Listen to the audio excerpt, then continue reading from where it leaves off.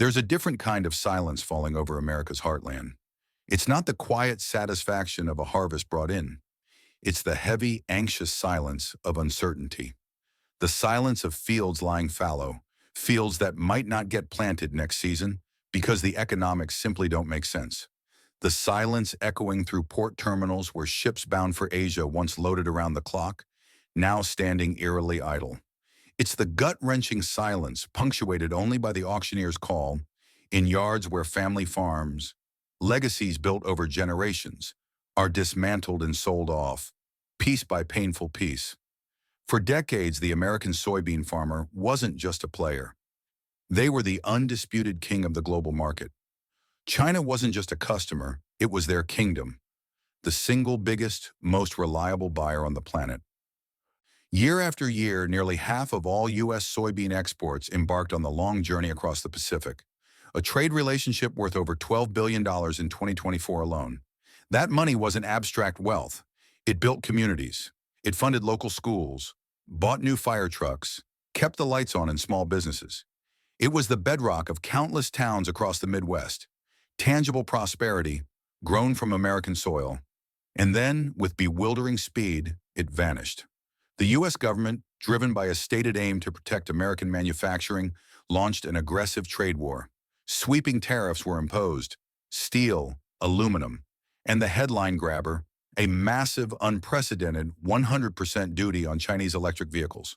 The stated goal: bring jobs back home, shield American factories from unfair competition. But international trade is rarely a one-way street. It's a complex ecosystem of action and reaction. And the response from Beijing was swift, strategically calculated, and devastating to a sector far removed from the automotive battleground. China didn't just passively accept the tariffs, it pivoted, it reevaluated its dependencies, and it turned away from American soybeans. Completely, decisively. As the crucial 2025 export season dawned, the usual flurry of orders simply never materialized. The phones in farmer co-ops stayed silent. American farmers harvested their crops, only to find their primary market had evaporated. Not a single bushel ordered by China. Zero. A market worth billions gone. According to meticulous tracking by the Financial Times, corroborated by sobering data from the U.S. Department of Agriculture, China systematically and with remarkable speed replaced American supply. This wasn't a temporary blip. It was a fundamental restructuring of global trade flows. Brazil, already a major soybean producer, eagerly stepped into the enormous vacuum America had left. Brazilian farmers ramped up production, signed lucrative long-term contracts with Chinese buyers. New port infrastructure buzzed with activity. They effectively seized nearly three-quarters of the colossal Chinese soybean market, a market America had spent decades cultivating. The result for American farmers? Not just a bad year, a catastrophe. A confirmed $5.7 billion hole blown directly, annually into their revenue streams, according to stark analysis by the Nonpartisan Center for Strategic and International Studies, CSIS. $5.7 billion vanished from the rural economy. Farm bankruptcies, particularly in heavily soy-dependent states like Iowa, began spiking, reaching alarming levels reminiscent of the devastating farm crisis of the 1980s. Layoffs rippled through small towns in Illinois and Nebraska. Tractor dealerships, fertilizer suppliers, local diners. The very heartland the trade war was ostensibly meant to protect was bleeding out, choked by the unintended consequences. And while American farmers desperately watched their golden harvests lose value in storage, their closest neighbor, their partner in the USMCA agreement, Canada, received a shocking offer from Beijing, an offer that looked suspiciously like the spoils carved out from America's own strategic miscalculation. Canada's golden opportunity, America's loss. While American ports fell silent, their Canadian counterparts faced a related problem. They too were suffering under Chinese retaliatory tariffs, punishment for Ottawa following Washington's lead. Then a confidential message traveled from Beijing to Ottawa, an offer so targeted, Canadian officials internally dubbed it the Golden Deal. The terms were stunningly direct, a clean quid pro quo. China would lift all its punishing retaliatory tariffs on Canadian agriculture. The crippling 70.8% on canola seed, the penalties on pork and seafood, unlocking market access potentially worth $5 billion. If Canada simply took one reciprocal step, remove its own 100% tariff on Chinese EVs. Remember the context. This was a tariff Canada had imposed just months earlier, not out of pressing domestic economic necessity, but largely as a gesture of solidarity with Washington's aggressive stance. Pause and absorb the brutal irony. American farmers are losing billions, directly because of retaliatory tariffs triggered by U.S. actions. Canadian farmers initially caught in the crossfire because they followed the U.S. lead, are now being offered an exclusive escape hatch, a potential boom by the very country the U.S. identifies as its primary economic adversary. Beijing's strategy isn't subtle, it's a masterclass in economic statecraft. They aren't just replacing American soybeans, they're executing a calculated long-term plan to fundamentally diversify their critical food supply chain, reducing dependence on any single nation, especially the United States.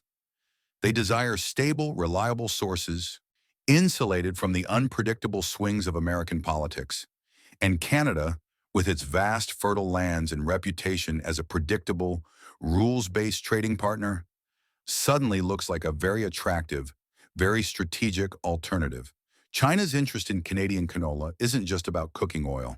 Canola meal is a high-quality plant protein. It's a viable alternative to American soy in animal feed rations across Asia. Securing reliable access fits perfectly into China's paramount long-term national goal of food security. And Beijing is signaling it's willing to pay a strategic price for that reliability by removing the very tariffs strangling Western Canada. So, the split screen playing out across North America is stark. While American farmers face foreclosure sales and mounting debt, Canadian farmers see a potential resurrection, a chance to reclaim a massive market. While the U.S. Department of Agriculture releases grim reports on export losses, economists in Canada are running models projecting billions pouring back into their western provinces if China's duties are lifted. This isn't just a peripheral trade deal. It's a direct consequence, a painful strategic blowback, resulting directly from America's own protectionist policies. The U.S. attempted to build an impenetrable tariff wall around its auto industry, but in doing so, it neglected the interconnectedness of global trade, leaving its agricultural flank completely exposed. And now China is deftly exploiting that vulnerability, using the economic desperation of Canadian farmers as a powerful lever against both Ottawa and Washington. The price of protectionism, unintended consequences. The narrative sold to the American public was simple. Tariffs protect American jobs. Tariffs punish unfair competition. Tariffs make America's industrial base robust again. But the complex reality playing out in 2025 reveals a far more nuanced picture, one where the supposed cure carries significant, damaging side effects. Let's dissect the failure points of this broad-stroke protectionist strategy. The flagship policy, the 100% tariff on Chinese EVs, was presented as the ultimate shield for Detroit. But did it truly achieve that primary goal, or did it merely mask deeper challenges facing American automakers, like global competition and the staggering cost of the EV transition? Evidence suggests tariffs haven't magically revitalized American manufacturing across the board. Instead, these broad tariffs triggered a predictable cascade of negative consequences. First, and most obviously demonstrated, retaliation. As vividly illustrated by the soybean catastrophe, major economies like China don't just passively absorb punitive tariffs. They hit back, and they don't hit randomly. They target politically sensitive American export sectors where the pain will be maximized, the agricultural heartland. A direct, quantifiable hit of $5.7 billion annually just from soybeans. Second, rising costs for American consumers and businesses. A fundamental economic truth: tariffs aren't paid by foreign governments. They are taxes levied at the border, paid by American companies. Those costs are almost invariably passed down the supply chain, manifesting as higher prices for American families and businesses. This tariff-induced inflation acts as a drag on the overall economy. Third, damaged alliances and eroded geopolitical leverage. The intense pressure on close allies, like Canada, to fall in line with U.S. trade policy, even when it harms their own national interests, creates deep resentment and erodes trust. Canada imposed the 100% EV tariff primarily out of loyalty, not domestic necessity. The direct result? Their own farmers were economically devastated by Chinese retaliation, igniting a severe political crisis within Canada, pitting region against region. And now China, observing this U.S.-induced strife, expertly uses that crisis to offer Canada a separate peace, a tempting off-ramp, an action that could weaken the cohesion of the entire North American trade bloc. This is the core insight. U.S. protectionism, as implemented here, isn't just failing to achieve some goals. It's actively, demonstrably counterproductive. It's inflicting deep, measurable wounds on American farmers. It's straining vital relationships with key democratic allies. And counterintuitively, it's creating unforeseen strategic openings for America's primary competitor, China, to exploit divisions and expand its own economic influence. The Golden Deal offered to Canada serves as Exhibit A. It starkly demonstrates that China is playing a long, strategic game of economic chess. While the U.S. focused tactically on building tariff walls, China focused strategically on building resilient, alternative global supply chains and leveraging the economic pain points created by those very walls. The shock rippling through Washington shouldn't just be that Canada might take this deal. The deeper shock should be the recognition that America's own policies unintentionally created the very conditions, the economic desperation in Canada, the market vacuum left by U.S. agriculture, that make China's offer so tempting, so logical, and ultimately so damaging to U.S. interests. The Heartland's lament, the human cost. For policymakers in Washington, D.C., trade statistics are often abstract numbers. Billions gained, billions lost. But travel 1,000 miles west, walk the dusty section roads of Iowa, pull up a chair in a small-town diner in Illinois, and this isn't abstract at all. It's deeply personal. It's existential. It's the certified letter arriving from the bank. It's cold, formal language, barely masking the threat of foreclosure on loans they can no longer service. It's the heartbreaking sight of the for sale sign hammered into the rich black soil.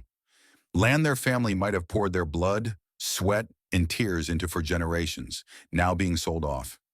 It's the impossible, gut-wrenching conversation around the kitchen table with their kids, trying to explain why the college fund isn't what they'd planned for.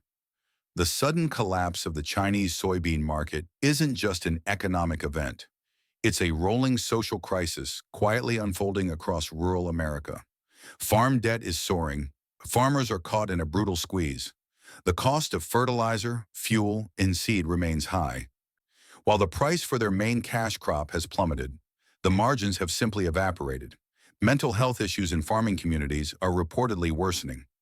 Rural crisis hotlines see increased call volumes.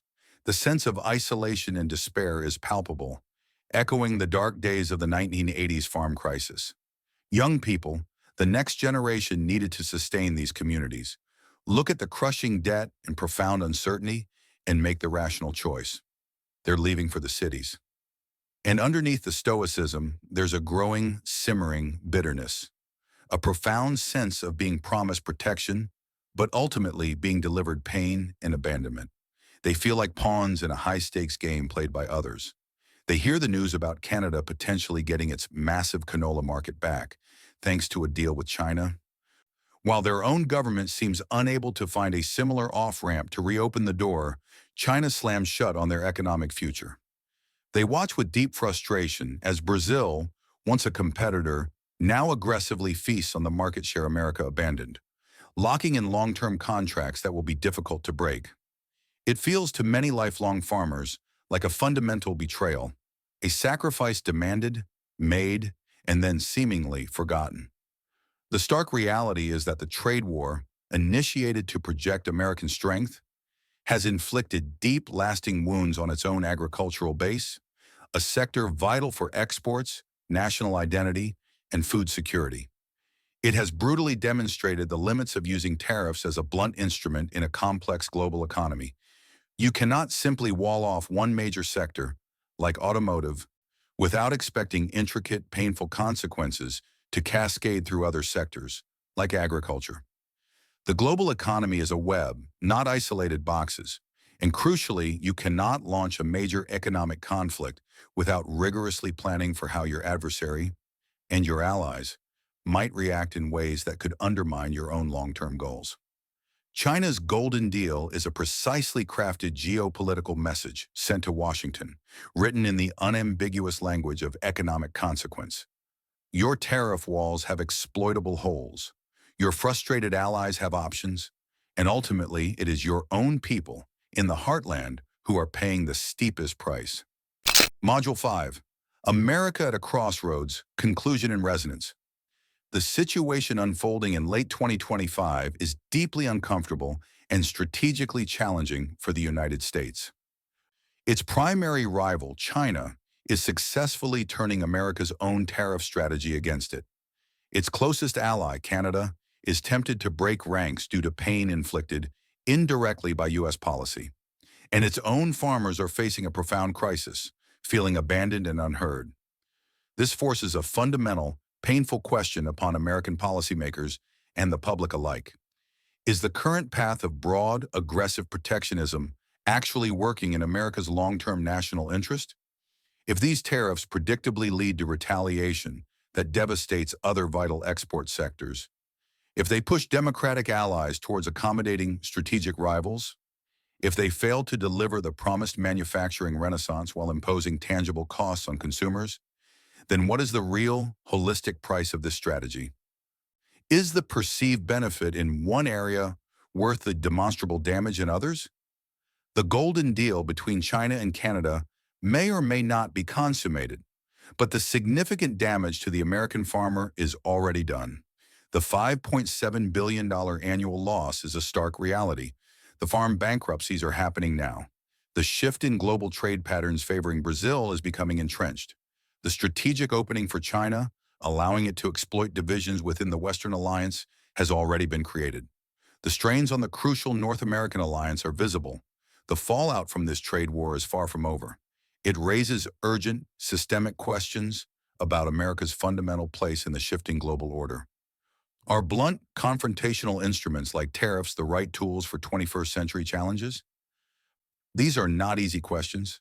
They demand honest, clear-eyed examination. The fallout from these policies raises urgent questions about America's path forward. Are we witnessing a slow erosion of U.S. influence, accelerated by its own policies? Click the video on your screen for our deeper analysis on whether America is truly prepared for the complexities of the new multipolar world. We leave you with this critical thought, a question resonating not just in Ottawa, but across Washington and the American heartland. When the policies designed to protect one part of your nation's economy end up devastating another, and simultaneously create unexpected strategic opportunities for your chief global rivals. How do you truly, honestly measure success or failure? And perhaps the most crucial human question of all, what does America owe its own farmers, its own workers, caught in the painful economic crossfire of its global strategy?